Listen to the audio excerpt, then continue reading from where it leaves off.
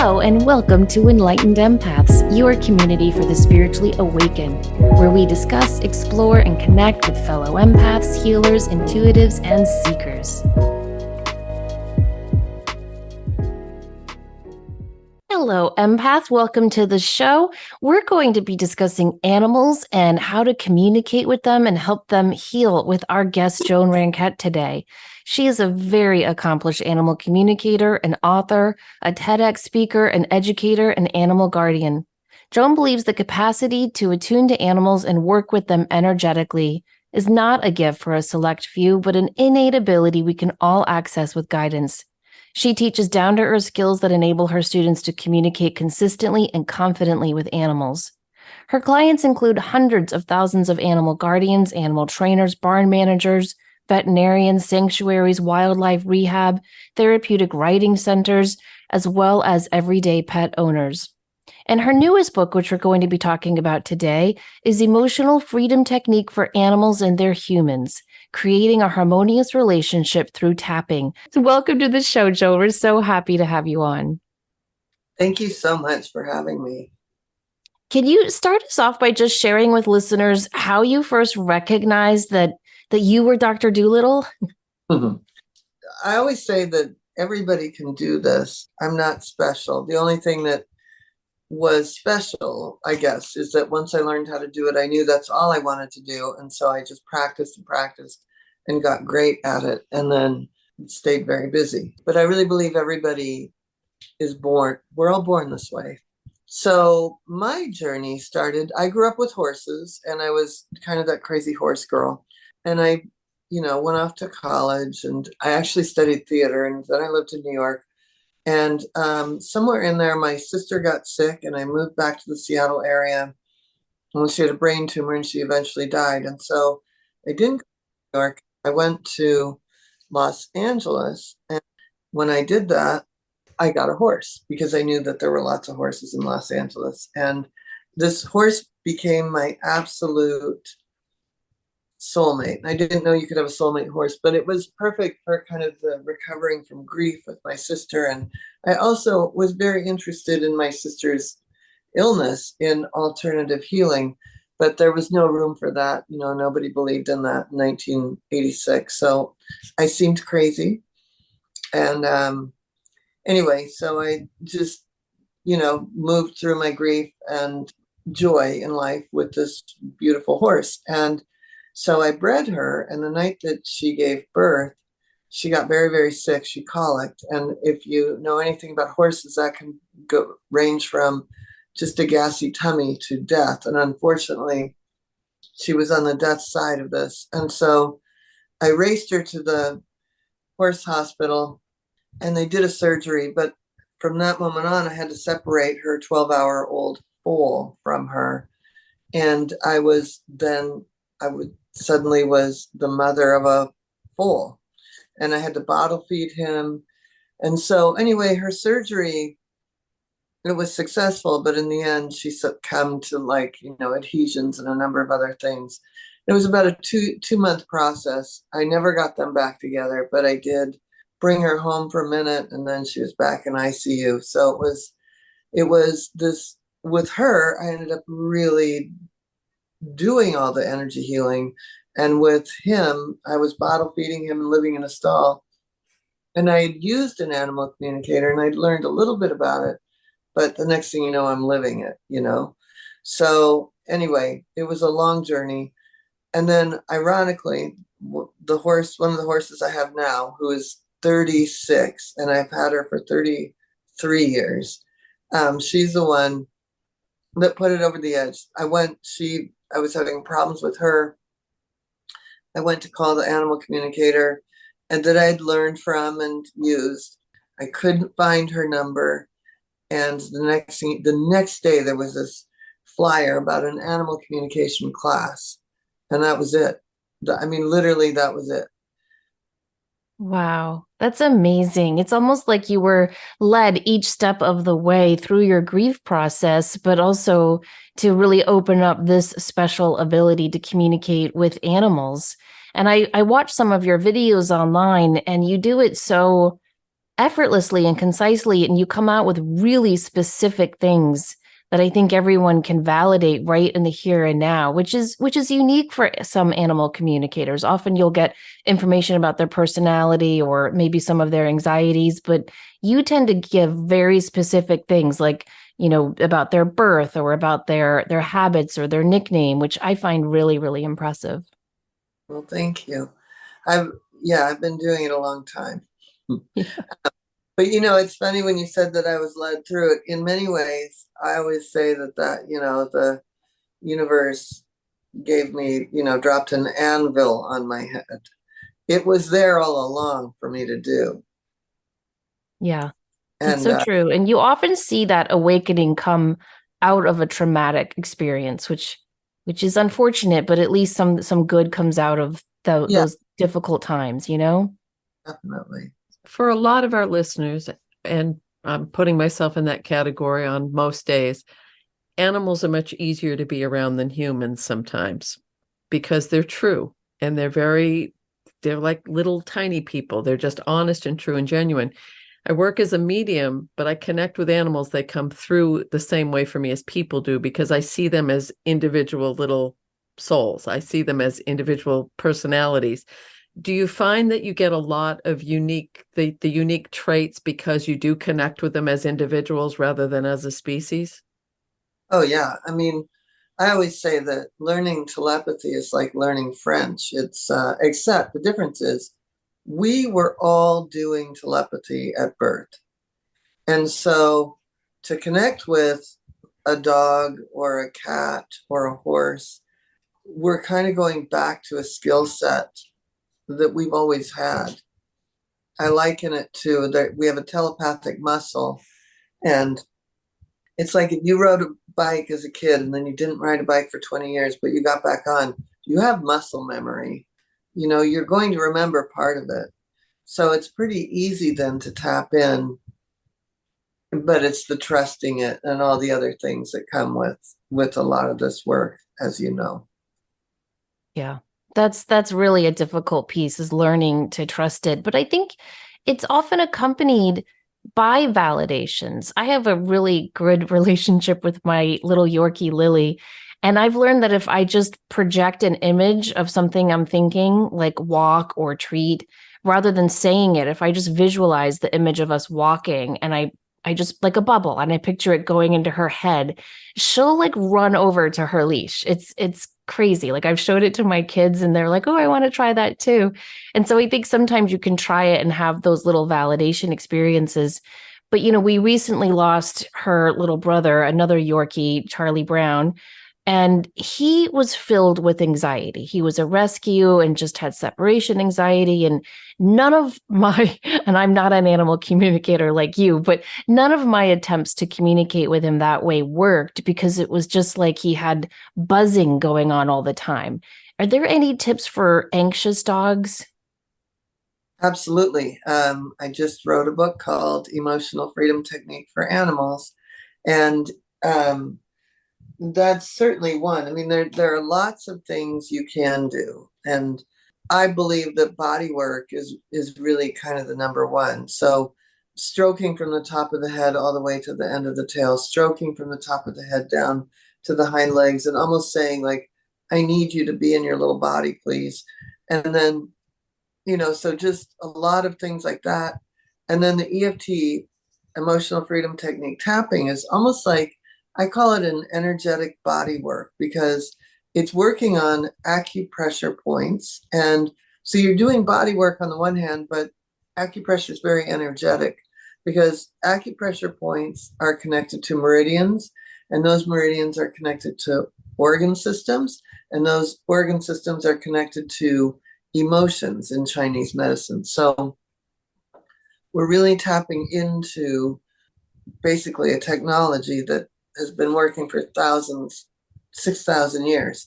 And each of these specific points in the EFT tapping sequence are built for calming. There are lots of acupressure points that are to cleanse or tonify or to stimulate, but the points that we specifically use are calming points. Okay. So what would be something someone listening to this right now could do if they have an anxious dog or cat sitting with them? What's a point they could use? Well, there's a whole sequence of points, but I would start with inside of the eye, trying to find a dog to demo on. Outside of the eye, under the eye. Under the eye is so calming, and it's weird because you would think that they would think that you're poking their eye, but it's connected to stomach one, which we all know anxiety is one of those things that is emotional and energetic as well as it becomes physiological. So this point under the eye is so powerful. If they're not freaked out, the top of the head is a great point. But really doing the sequence together and saying something like, I'm anxious, I'm anxious, I'm anxious, and just getting that out. And then like, oh, but this minute I'm okay. I'm okay. I'm safe, and moving it into, it's like you're telling a bad story with feel good points, and then you're transitioning into the outcome that you want. It's a great suggestion. So would that be useful for so many dogs in particular suffer terribly with fireworks, with loud noises, you could use those techniques as well, or would there be a different sequence that you'd go through? No, it's all the same. And it would Wow. like, I'm scared. I hate loud noises. I'm scared. I'm scared. I actually have a YouTube video up on my channel where it's just for fear of fireworks. And every year I put it out all over social media, and people do it, and they have success. And the trick is to start doing it a little bit before, like the 4th of July or New Year's Eve, and get the animal used to those points. And eventually the animal is going to start coming over to you being like, could you do that thing, please? And then the next thing you know, they make it through the evening, watch a movie instead of being on the bathroom floor. I find that a lot of pets pick up on our energy. Like if I'm feeling happy and calm, the four-legged friends in my house tend to be happy and calm. But if I'm anxious and running here and there, they tend to be anxious and running here and there, which I find interesting and frustrating at the same time. Because when you need them to be calm is when you're running 1,000 different things in your head. What are some things we can do for us? Like when we read your book, could we apply some of those tapping techniques to us so that then it would trickle down to our friends? Absolutely. And I actually, I want to unwind that whole thing. Some animals don't pick up on all our stuff, or they look at us and go, oh boy, there goes Joan again, And so the trick is that one of the things I always do is say, this is stupid people stuff. You do you be the dog, hold that couch down, get me out in an hour, you do you. And then if that doesn't work, sometimes I've been known to like just put my dog or my cat or my horse in a bubble, almost like to keep them safe from me or from whatever else it is. So I'll just envision that I put a bubble over them. And they do definitely pick up on our stuff. And they also, a lot of that is they may have come to us with their own stuff. So then we are compounding theirs. So one of the best things you can do is stay on top of helping them to be calm, confident, safe. And for you to be aware, myself included, us to all be aware of where we're getting a little too messy, and just like literally saying, you know what, this is my stuff. You don't need to take this on. Yeah, just letting them be. And just saying it out loud, right? Like, this is stupid people stuff. They usually go, okay, I don't need to be. But if they don't know, like, oh, should I be wound up with you? That's what ends up happening. What, are we going to freak out together? Okay. That is so validating. That is just so validating, because I will say if I'm in a off mood or frustrated or something, and the dogs will give me that look, and I'll be like, no, this is mine. You didn't do anything wrong. Yeah. You're good. And they'll just like lay back down, or they'll be like, oh, isn't that sad? She's doing that to herself again. So I think that when we can treat them like they're just another living being in our, because we're their pack, we're part of it. So when we interact with them like they're sentient beings, I think it makes a huge difference. Well, and then the opposite can happen from that. So then when they get wound up, we have more of an on-off button for them, right? Like when I'm sitting here and all of a sudden my dogs erupt into barking, and I mean, I've got 3, so they erupt. I can come running out and be like, oh my God, you're right. Another dog walking by. Okay, thank you. And then we're done. So it's, oh, this is your world? Okay, I'm coming into it. Oh, and my world is crazy. You don't have to be in this. You've written that a lot of us subconsciously tune into our pets without even being aware of it. What are some ways that we can recognize when we are tuning into our pets? Well, every animal communicator loves to use this story, and it illustrates perfectly what goes on. So if you think about, all my couches are dog beds, but anyway, let's pretend I was that person that didn't let my dog on the couch. And I said, get off the couch. And then I'd walk out of the room and I'd think, oh, but when I go into the kitchen, she's going to get back on the couch. What will she do? She'll get back on the couch, right? Because this is what's going on in our mind. And so going back to what Denise said a moment ago about the idea that, oh, there she goes again with her stuff, and that we're the leader. So animals out in the wild are constantly tuning in with each other, right? Like, and they're looking to the leadership. And so they know what's going on. And based on, oh, the leader's calm, they're, and they do telepathy all day long. We don't realize that we're always sending messages. So that whole confusing thing of saying get off the couch, but picturing get back on the couch, we do that with, oh, I wish my cat wouldn't pee outside the box, right? Instead of, I wish my cat would pee in the box. I wish my horse wouldn't spook at the garbage can. I've just sent the picture. Mm-hmm. And so all these things, the main thing is to really start picturing the outcome. And if it's something really big, get a dog trainer or have get a team, animal communication. And like, I'm thinking of like dog reactivity and things like that, right? Like you want to find out why from the animal communicator, get a dog trainer, and then maybe even do something like the EFT, the emotional freedom technique. But always picture the outcome you want. Like, I want to walk by those dogs peacefully. I have an exuberant dog. I want all 4 feet on the ground when guests come in. I want, you know what I mean? Like, you just have to start. And it's not negative or positive emotions, because I don't think there's any such thing as a negative emotion. I think it's all about picturing the outcome and being really proud of them for doing it, or being very relieved that they're doing it. Like, if you're going to attach a feeling to it, it's more like the joy of we're doing this together, or good for you, but always picture that outcome. It's a great suggestion. It's like manifesting with The Secret. Yeah, exactly. Except with your dog. Now, if you could find me $1 million, that'd be awesome. Anyway, go. I'm trying not to put my own personal bias and judgment on this.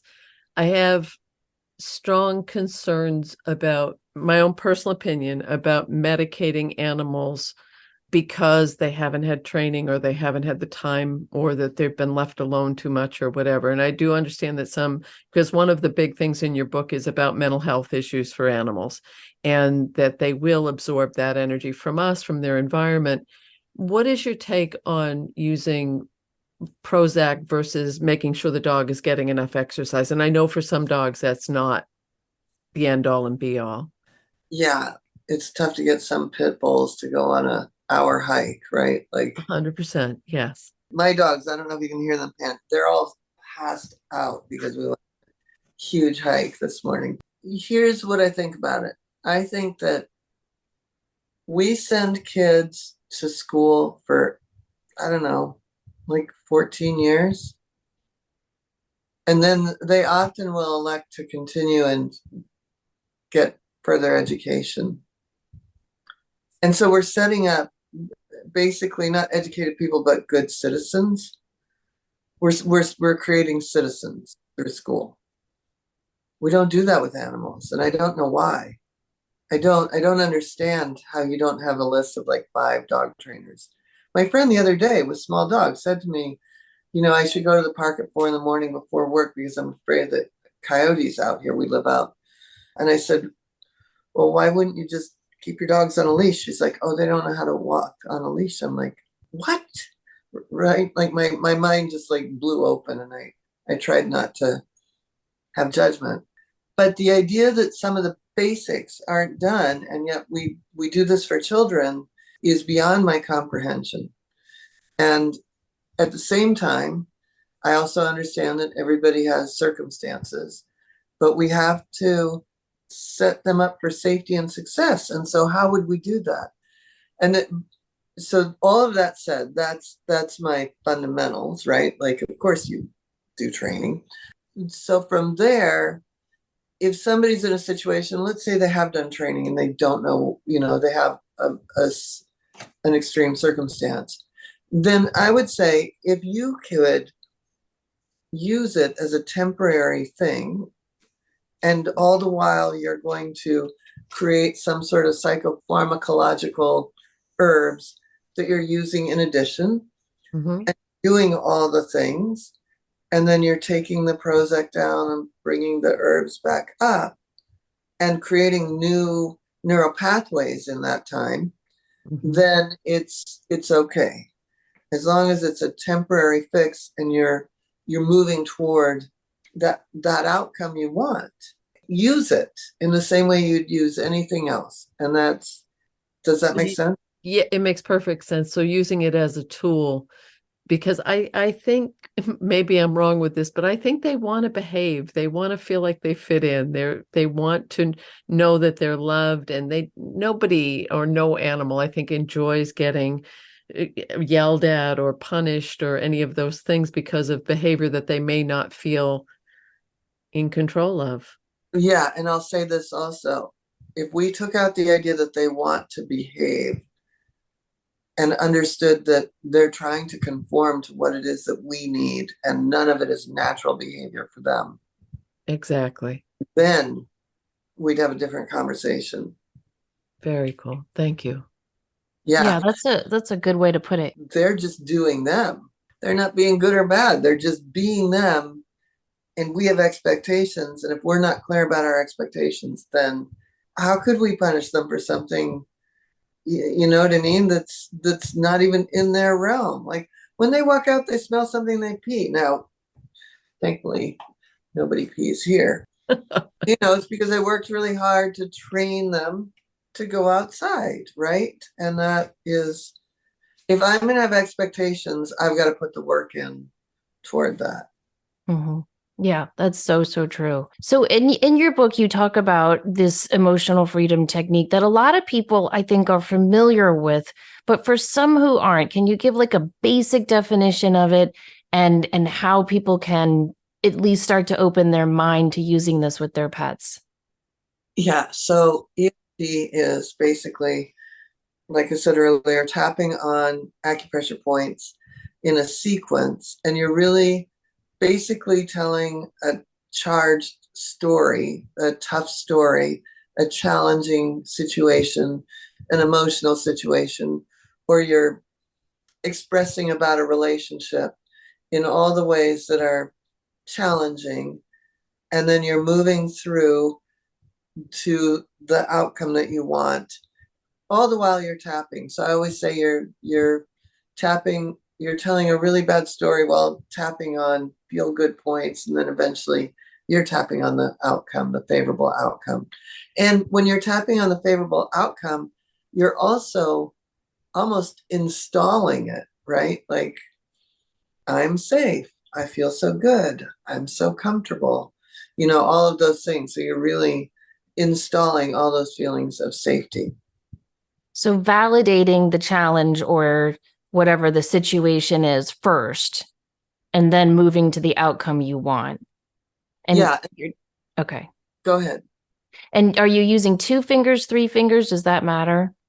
That doesn't matter. Okay. Because like your Yorkie, you probably barely get a finger on Yes. I'd use my pinky. Exactly. I'm so happy. um, yeah. And a lot of people in the new age will say, oh, I don't want to feel negative emotions. Well, again, there's no emotion that's negative, right? Like if you're really angry, that's absolutely your GPS to tell you that I still have some healing to do. So let's work through it. It's not going to go away just because you don't want to feel it. It's only going to, it's like mold. It's only going to grow. Yeah. So let's get it out in the open. What about older animals that might have patterns pretty strongly established? I can see where you just being consistent would seem like that would be a big part of it. Sending out I have one of my dogs is 9, and she's a bossy boots. She thinks she wants to be the alpha sometimes.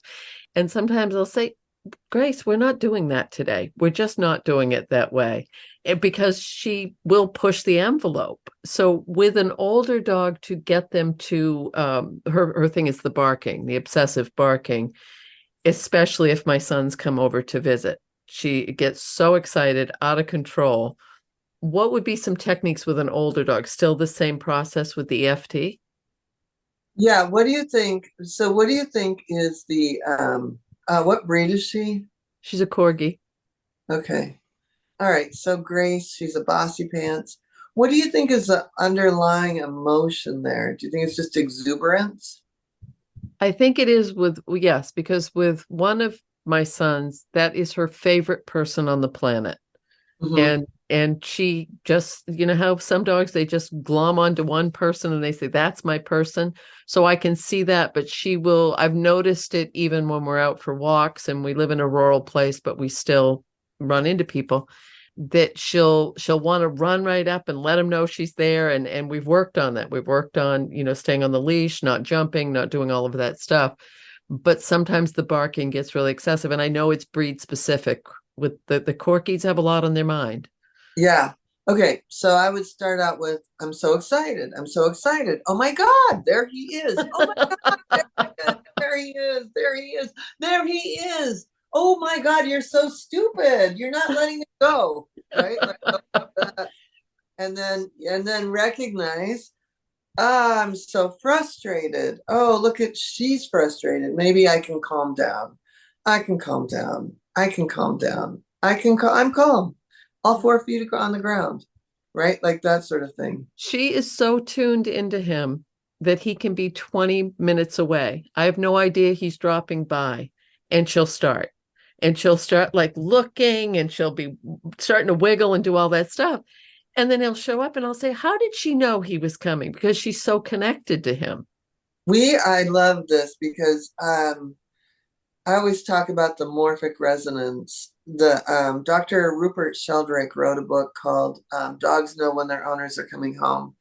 And he did an experiment in London where he had time-stamped cameras for all the people for the animals at home and all the people in their jobs in London, around London.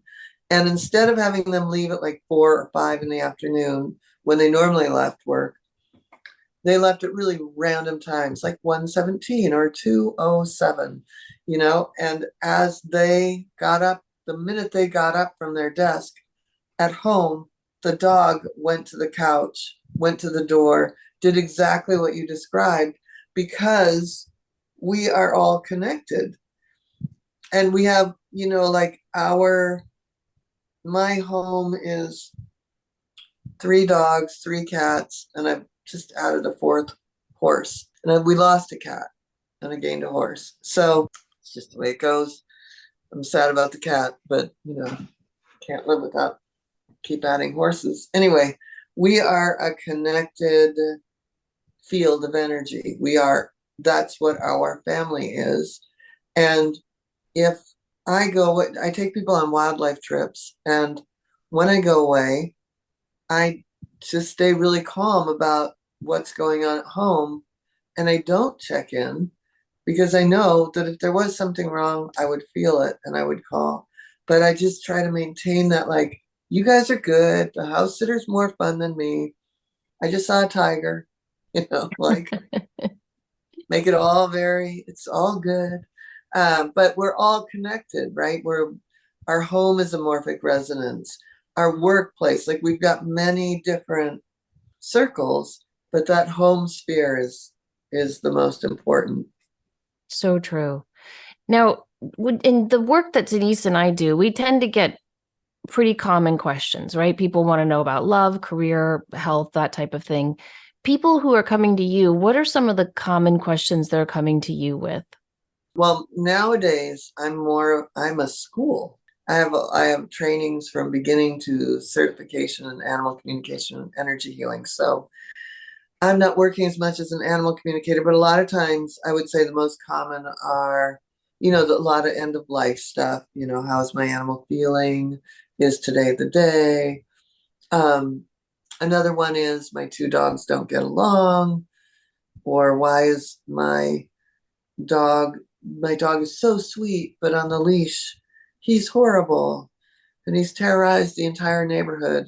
Why is my cat not peeing in the box? Why is my horse not jumping? Why is my horse so scared on the trails? Those sorts of things. That makes a lot of sense. And so are the answers to those questions, do they tend to be unique for each pet, or do you see common themes? Well, they're unique to each pet, but I did break down a lot of the themes in the book in terms of, like, what does reactivity look like? And I don't like to use the word aggression. Reactivity could be territorial, could be dominance, could be like resource guarding, could be an old experience that they're just protective automatically, could be a million different things. And I broke it down into like 10 different things for reactivity, and even peeing and marking, I broke it down. But still, you have to, talk to the individual. Mm-hmm. Yeah, that makes sense. I recently talked with some people who they lost an older dog, and they were dear friends, and the dogs had grown up as best friends. These people were best friends. So it was a real community grief when this dog passed. And the woman, she articulated it, because I've always said that my animals I had before I had human children still hold a very special place in my heart. And the way that she put it, she said, and all of my animals have, but it's just a different energy. And she said, I think it's because they always need you. They don't grow up. They don't become completely independent. They always need you to be there for them.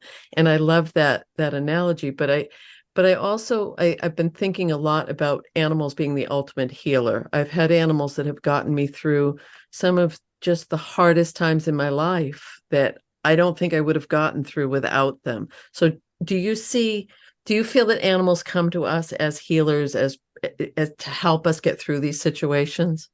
Well, I think that they also have their own karma and trajectory and wounding and healing and needs with us. So I think it's a pretty mutually beneficial situation.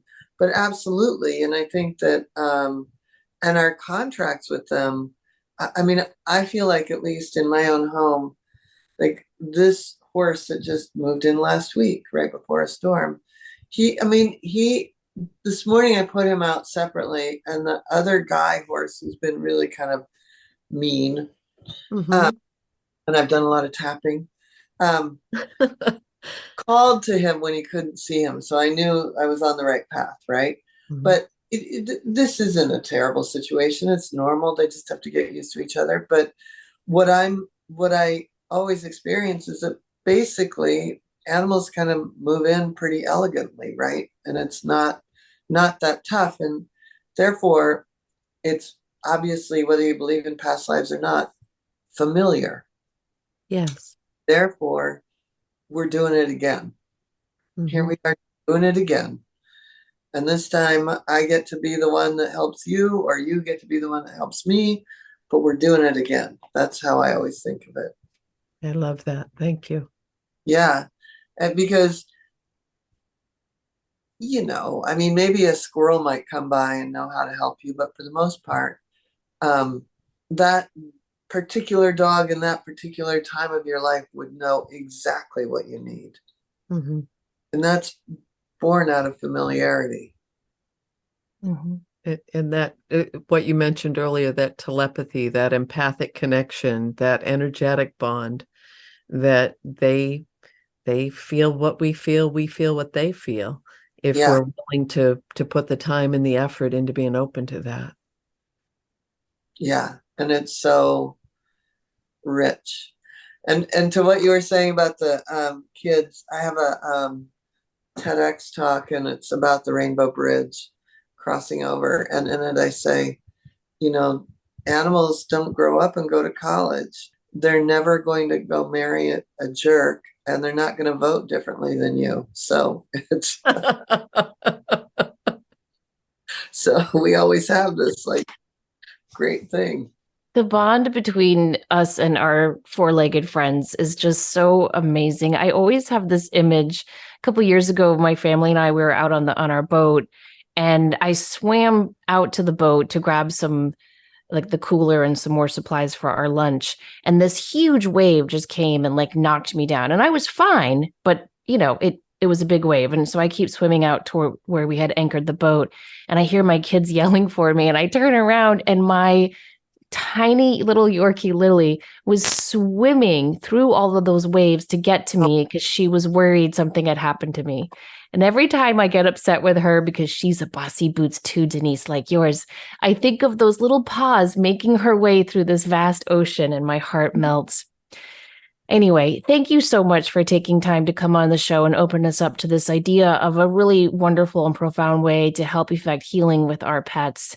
Can you tell people how to find you and about any events you have coming up? Sure. So my website is JoanRanquet.com. And I have all year round, I have classes on animal communication, energy healing. A couple times a year, I take people on wildlife trips. So all of that is on my website. And I have a YouTube channel, same youtube.com/JoanRanquet.